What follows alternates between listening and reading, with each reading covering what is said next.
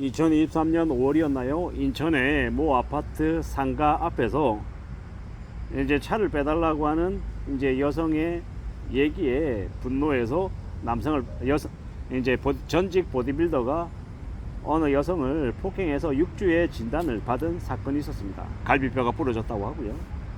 이제 그 사건들이 전국에 확산이 되면서 그 전직 보디빌더라고 하는 남자와 그의 아내가 부부가 쌍으로 엄청나게 이제 사람들의 입에 오르내린 일이 있었습니다. 그 일이 이제 징역 2년 실형을 받았고요. 공탁을 1억을 했지만 피해자가 엄벌 탄원을 요구하면서 이제 감형되지 않고 그 2년이라고 하는 실형이 항소심에서도 항소심 기각되고 1심에서의 그 2년 징역이 그대로 유지가 됐다라고 합니다. 우리들 전 국민들이 분노하게끔 만들었던 이제 사건임은 분명합니다. 하지만 저는 조금 다르게 생각하는 게 분명히 이제 폭행 사건으로 해서 벌어진 일이고 처벌을 받아야 되는 건 분명히 맞았다. 하지만 저 사건이 실형 2년 정도를 받을 만큼의 아주 큰 일이었나? 어쩌면 전 국민들이 알고 언론에 오르내리는 그런 스포트라이트를 받았기 때문에 실형 2년을 받은 게 아닌가라는 의구심을 지을 수 없습니다. 무슨 얘기냐?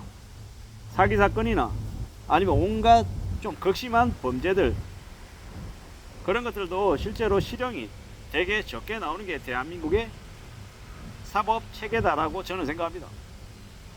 어쩌면 저 전직 보디빌더의 폭행 사건이 징역 2년이 나온 건 그 아마 가해자로서는 되게 쇼크를 먹었을 거다라고 생각합니다. 어쩌면 잘만 하면 공탁도 1억도 했는데 피해자하고 합의가 안 되고 피해자가 처벌 불원서를 안 써줬기 때문에 피해자가 엄청 분노했기 때문에 이 지경까지 간 거다라고 생각합니다. 통상적인 저 정도 수준의 사건이라고 하면 가해자가 피해자한테 미안하다고 얘기하고 공탁금으로 1억 걸었다 라고 하면 아마 집행유예 수준으로 끝났을 거예요. 피해자 앞에서 무릎 꿇고 사죄한다 그러고 반성문 메일 쓰고 이랬으면 피해자하고 합의만 됐다라고 하면 집행유예였어요.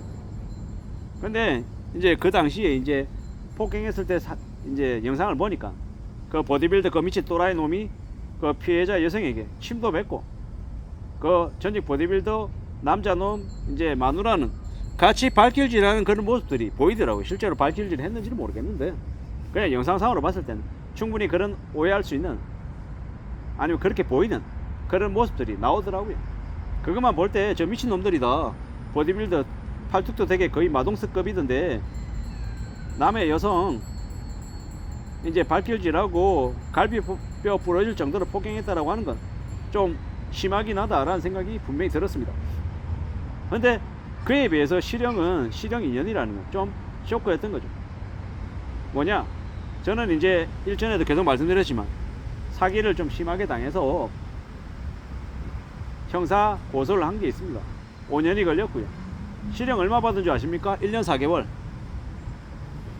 금액은요 3억이 넘었어요. 근데 1년 4개월 받았단 말이에요. 근데 그 당시에 변호사가 뭐라고 얘기했냐면 되게 많이 받은 거라고. 그리고 1심에서 선고받을 때 바로 구속이 됐거든요. 그 당시에. 네, 그것도 되게 흔하지 않다라는 거죠. 이 전직 보디빌더 놈도 이제 구속된 상태에서 이제 형을 받았단 말이에요. 통상적으로는 불구속 상태였을 텐데 워낙 언론에 많이 나왔기 때문에 저 정도인 겁니다. 제가 드리고 싶은 얘기는 뭐냐면 언론화가 되고 언론화가 되지 않고 그런 거가 상관없이 좀 범죄를 저지른 범죄자에 대해서는 형이 좀 엄격하게 맺어줘야 된다고 생각하고 만약에 정말로 그 교도소에 수용할 수 있는 인원이 적어서 의도적으로 형을 적게 주는 거라고 하면 다른 금전적인 아니면 또 다른 이제 방식으로 죄에 대해서 이렇게 처벌받는 그런 부분들 필요하지 않나 라는 생각도 해봤다라는 겁니다. 이게 맞을지 저게 맞을지 정확하게 뭐 얘기할 수는 없습니다만은 사법체계, 형사체계 뭐 여러가지 부분들이 좀 바로 잡힐 필요가 있다 라는 게 이제 하고 싶은 얘기였던 거고 전직 보디빌더라고 하는 그놈이 미친 거죠. 예, 언론에서 그렇게 이제 아주 크게 얘기가 될 정도로 너무 좀 과하게 그렇게 폭행했다라는 게 사실인 것 같습니다.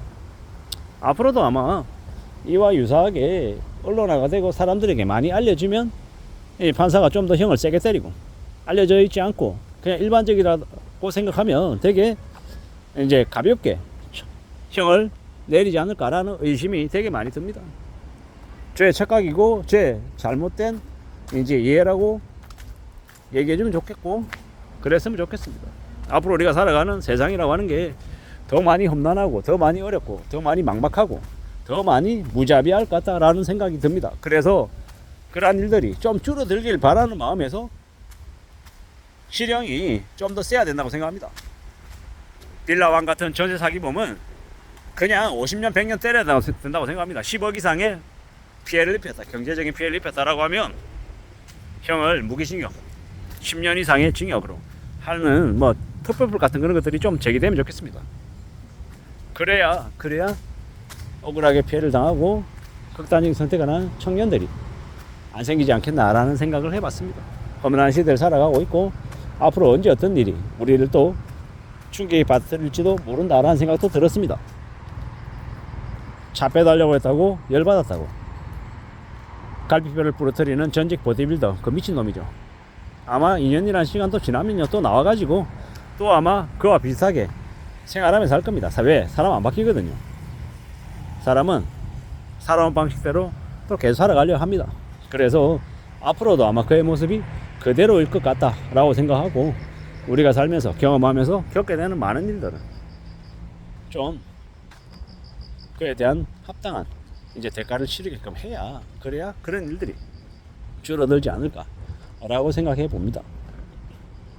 보통의 사람들, 평범한 사람들은 조금이라도 이상하다 싶으면 그냥 거리를 두고 멀리하고 모른 채하고 살아야 삶의 위협으로부터 좀 피할 수 있지 않을까라는 생각이 들었습니다. 우리가 살아가는 삶이 참 언제 어떻게 어떤 식으로 흘러갈지 잘 모릅니다.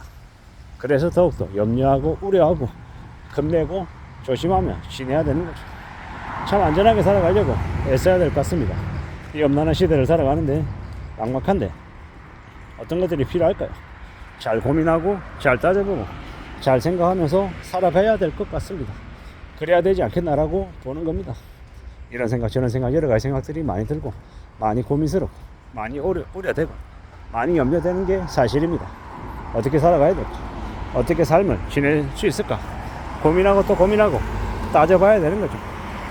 험난한 시대를 살아가고 있기에 마음을 더욱 깊게 먹고 안전하게 살아가려고 사람 조심하며 지내야 될 것 같습니다. 이상입니다.